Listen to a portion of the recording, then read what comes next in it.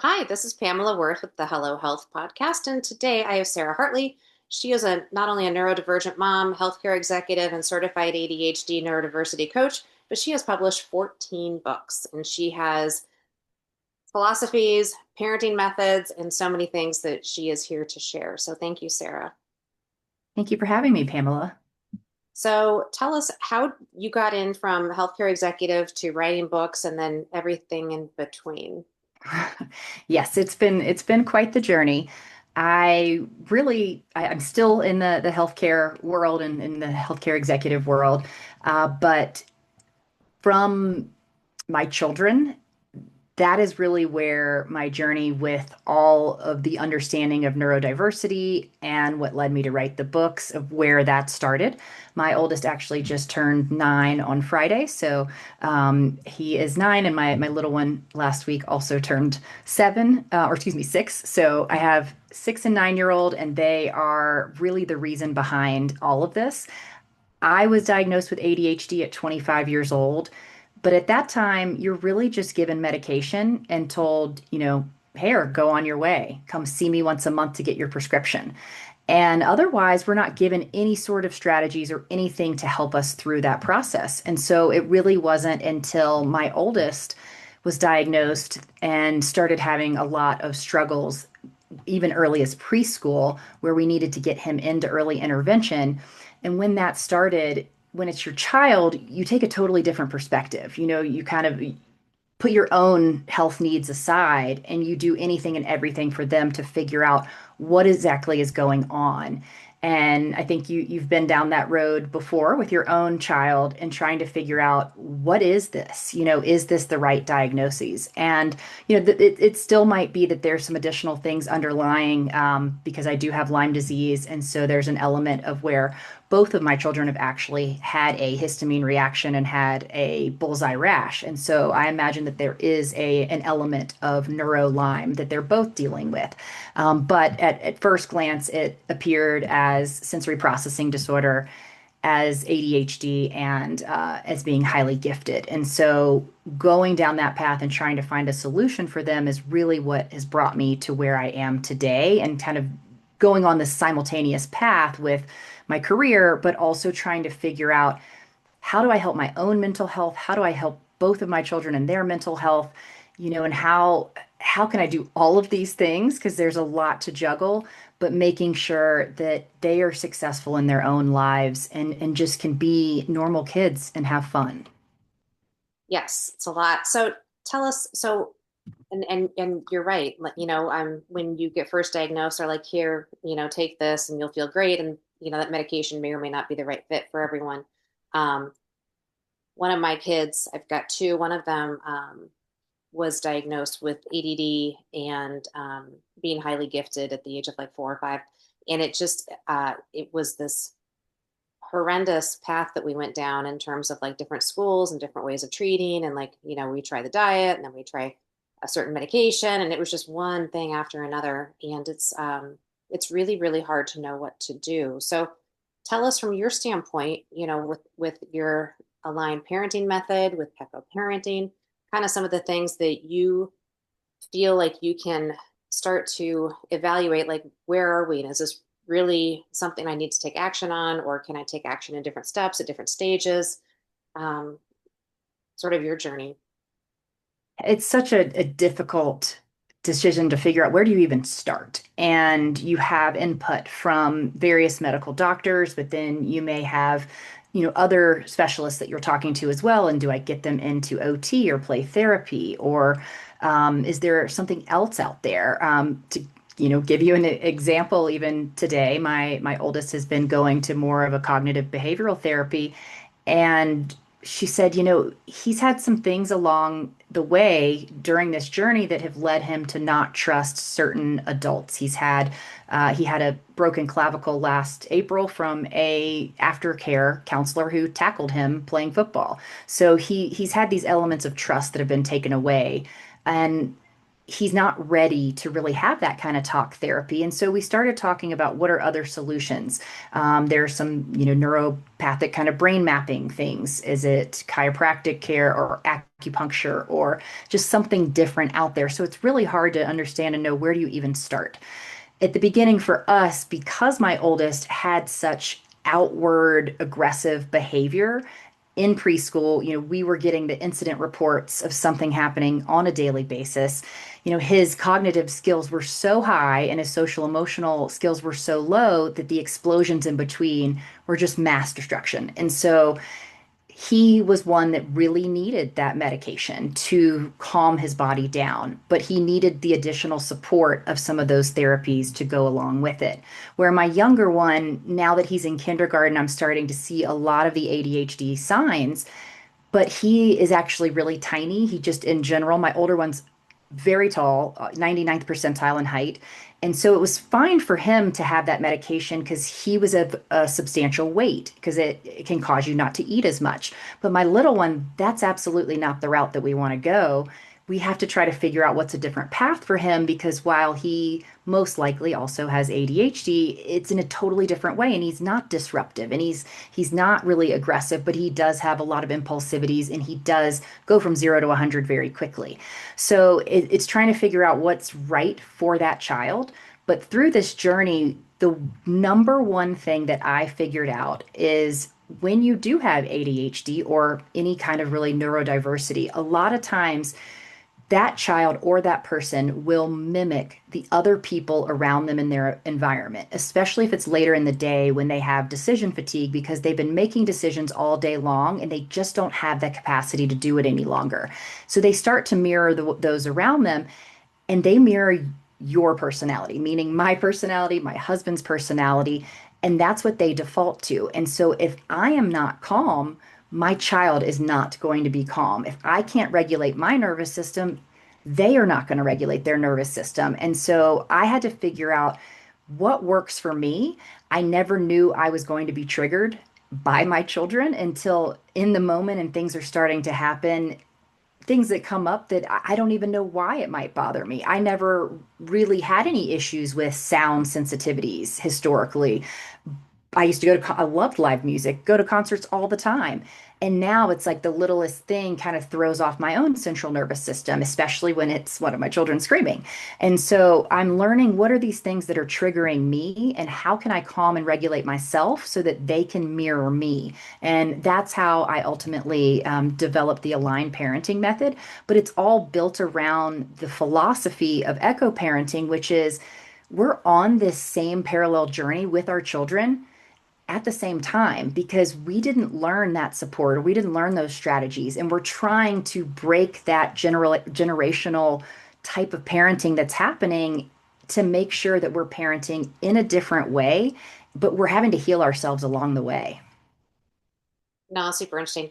And a friend of mine and I used to joke about it. There was nothing more irritating in the entire world as you're driving as this crunching water bottle. Like, kind of back to what you're saying about sounds, like I've never had a problem with sounds, but to this day, like just that constant just noise that, the kids are trying to get attention or, something as you're trying to do something such as simple as driving, just really would set me off. Um, I mean, not set me off, but it just really would get under my skin and I'd have to like, just calm down. This is just a water bottle. Oh, no, it's so true. On the way home from basketball practice last night, my oldest was singing and I think he was maybe even trying to annoy me, but he was singing at the top of his lungs. And on one hand, I found it very annoying. On the other hand, I had to think about how singing and listening to music is actually a calming technique, even humming. And so, as I'm preaching, these are certain calming strategies you can use. He's actually using one, so I can't get frustrated with him when he's in the moment and doing something, he should do to regulate his own body. Yeah. And we actually had a really pretty calm evening in comparison to some of our evenings are very difficult because that medication wears off. And now he's at home. Now he is not living by as strict of rules as what he has at school. And, he's been listening and focusing all day. And so home is really the time to kind of let loose and let go. And sometimes most of the time, let's say, evenings can be very difficult. And I did notice last night he had a great evening. I think I had to take a few deep breaths myself because that annoying singing was really, getting under my skin because it was also, 8 p.m. and I was exhausted. It's been a long day. It's a 30-minute drive to basketball. And so just ready to get home at that point where if he would have been singing on the way to school in the morning or midday, it probably wouldn't have bothered me at all. Yeah. Well, and I think too, like, so what sort of suggestions do you have for people? I mean, and I love that he had a great night last night. And I used to have those too. And my husband and I would sit there and look at each other like, so what changed today? And is tomorrow going to be good? Like, it's like that analyst and just trying to figure out what to do. And I don't know that we ever came up with any great things, but what we did do was um, start to understand more of what drove us crazy and where we would argue, and then bring in people to help. Like as our older son got into middle school and high school, homework was like this just horrific time for all of us. And so we would bring in, and he didn't really care for people that were super older to help him tutor, so to speak. I basically just wanted somebody to sit there and watch him do his homework to make sure it got done, and it wasn't me. Because then I would get just again annoyed that, we got off track. So he preferred a girl in high school. So I would pay a girl in high school to come over and just literally sit there and be, mostly on her phone and just kind of like pay attention to what he was doing and ask questions. And then he thought that was cool. But um, tell us a little bit more about your 5-step process, and how you really are thinking about this. And then how in the world did you come up with 14 books? I mean, I have two. I don't know how I'd come up with another 12. So tell us a little bit about the book writing and what that's all about. Yeah, and I'll start with the aligned parenting method. So this 5-step grounding technique, it really is simple in the moment. Align is an acronym, and I'll start with just walking through what that acronym means and then give you an example of it. And so A is for awareness, L is for listen and label, I is for identify triggers, um, G is for grounding, and N is for nurture. And so becoming aware of your surroundings and your body and how you're feeling within your body is the first step. And what I mean by that is your chest tight? Are your palms sweating? Is your jaw tight? Are you clenching your fists? What is the physical sensation that's happening in your body? Because that is the very beginning of where you might escalate and you're starting to feel overwhelmed or irritated within the moment. It could be that your child's triggering you, or this could just be, maybe it's a colleague or maybe it's your spouse. And that's the first step of identifying the awareness piece. The next piece of that is when you go from A into the L, you're listening to yourself, you're listening to your child. Most of the time, it's not coming out of nowhere. There's something that is causing this behavior. And so you want to be able to label that. You could say, I'm feeling really overwhelmed, or I see that you're feeling really overwhelmed. Next, it's identify the triggers because for me, my child's the one triggering me, but then you can also look at your surroundings. We were at a baseball game over the summer and it was extremely hot. He was becoming very frustrated. And so I was able to say, it's really hot. It's really crowded. It's loud. There are a lot of smells coming from the stadium. It's very sensory overload. I imagine that you're feeling really frustrated. And I get that because I am too. So I'm identifying what that trigger is. And I said, let's do a quick grounding technique. So we moved into the G. And water is a very easy tool. A sip of water can help reset your central nervous system. But we did I love 5 4 3 2 1, where it's more sensory but if you where you're going into all 5 senses, but if you are strapped for time, we found 3 things that were purple. So, naming those 3 things that are purple really brings you back to that grounding element. And then you move into nurture. And so whether you are nurturing your child or yourself, so maybe you're having a hard time and you're just saying, okay, I am a good mom. I am a good parent. Or you're saying to your child, I get it. I totally understand what was triggering you and why you were feeling overwhelmed in that moment. It's okay to feel that way. Why don't we, try something? Maybe we go play a game together, depending on what you're doing, or maybe let's take 10 minutes to read or just do something that's going to be a bit more calming. but I really try to have that connection with them instead of just jumping to those conclusions that what they're doing is maybe disrespectful, because most of the time it's triggered by some sort of outside factor. Maybe they haven't eaten yet. Maybe it's been a rough day. A lot of times I'll find out, oh, well, it really was because so and so said something really mean to me today at school. And that's why immediately when getting into the car, I can tell there's a little bit of an attitude that's happening there. They're not just having these visceral responses. They're really responding to something that has happened that day that has really now their cup is overflowing and they're ready to let those emotions out. So that nurturing piece just creates that connection and it allows for you to be able to move forward. And in that moment when we were at the game, I said, "Okay, buddy, I know you've been complaining you want to go home. It looks like the line's moving. Do you want to go inside or do you really want to go home?" And he's like, "No, let's go inside. Like, let's go have fun." And so it can really take you out of this heightened sense of kind of fight, flight, freeze to trying to enjoy what's in that moment. And if you can do it yourself, maybe they're just mirroring you, or you're doing it alongside of them, or you're walking away, you're doing it, and then you're coming back and you're feeling more grounded to then take them through the steps. So there's multiple ways that you can use this. And another thing for me that I found that really helped was writing. And it was a bit of a shock to me. I had an aha moment a few years ago, very everything was kind of going wrong in at that time frame. I had just gotten diagnosed with Lyme disease, my oldest with all of ADHD and everything that he had been through.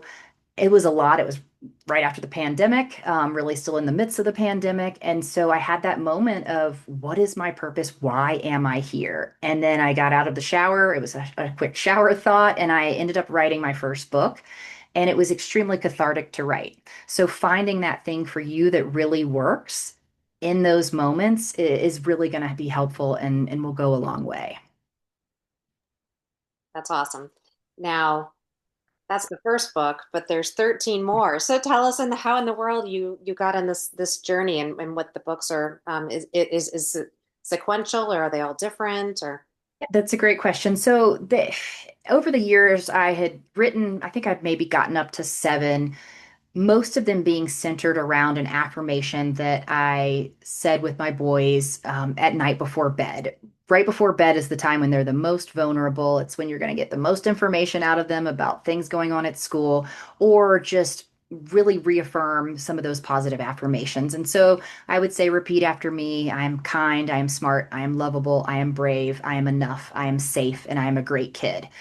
And not every book is exactly that theme, but that started some of those themes. And many of the actual stories stemmed from something that happened in real life, whether it was a conflict with a friend that they had, or me thinking back to when I was in school and some of the emotions that I felt with having ADHD and not knowing that that was going on with me.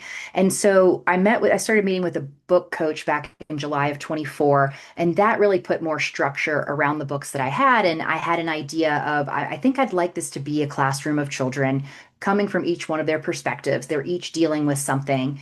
And we really took that concept and ran with it. And from there, it allowed these books to center around themes that are very difficult for children to talk about, like ADHD, anxiety, autism, dyslexia. There's one on even executive functioning skills, bullying, divorce, death. So it goes through a full gamut of very difficult topics that are not done in a way that is really childlike and friendly, with a lot of illustrations that are going to show you those raw emotions. So when I want someone to read it, I want the parent or the teacher to even say that maybe they see themselves in one of the books or in one of the characters. And then for the child to see themselves in another book or another character, or maybe they see their best friend. And so while many of the books do center around neurodiversity, it's still important that even neurotypical kids are reading these to say, oh, that kind of seems like my friend. Okay, maybe that makes a little bit more sense to me. Now I get him or her. So there's an element of this that is going to be that teaching moment. There are there's a glossary in the back of definitions, so maybe they don't know what ADHD is or autism is, and so that is clearly defined. And then some questions for purposeful conversations. So it is the Purposefully Me series, and each book is going to be purposefully brave or calm, and they are slowly coming out. We've released the first book. For the ebook and the paperback, the hardcover will come in November, and then we'll have one a month after that for the next year. It's fabulous. And typically, how long are they and what age range is appropriate? It's a 32-page illustrated book, and they are really appropriate for elementary school ages. 5 to 12 is where I see most of that. But I've had some conversations, and it's just been a little bit eye-opening with others and their perspective of, the ADHD brain, the way that we consume information is better done in a short format. And so it really might be helpful for people who are older than that, whether it is middle school or high school or even adults, because you can have that element of feeling a little bit less alone in your own brain and resonating with one of the characters without having to have the pain. I'm the ADHD kid that's very math brained and in science. And so for me, reading, I've always loved to write, but reading was very painful if it wasn't really interesting. And so doing it in a way that's fun, colorful, and draws that raw emotion, it might resonate with an older crowd as well. So we will see where that goes. At least the adults who have read it have really enjoyed that, and they've found themselves in some of the books, and many psychiatrists, psychologists, teachers, principals, social emotional counselors, OTs, therapists, they have all read the books and really have enjoyed them and found that deep meaning in the stories that we're discussing. So for me, it's easy to write about emotions. My oldest is like, "Mom, when are you going to write a fun book?" So it's funny because I'm actually just started on working on a real fun adventure book for him, but there still will be some signs from the two characters that they have some sort of sensory sensitivities or neurodiversity. It won't clearly state it. But it's easier to write about those raw emotions because I've felt all of them. And so it really is coming from the heart. Oh, I love that. And I mean, I'm one of those people that sometimes I get told I'm too curt because I can't absorb a ton of information unless it's like bullet points or like shorter, like just tell me what's going on. Like it bothers me to read through lines and lines and lines and understand what's happening. And so I totally appreciate that. Do your kids read all your books? They do. And my oldest has been very influential in even some of the content where he's said, "Oh, I don't know if written in lyrical form. So, it's rhythmic in that sense." And he's like, "Oh, I don't think that sounds right. Maybe try this." And, "Oh, Mom, let's change that."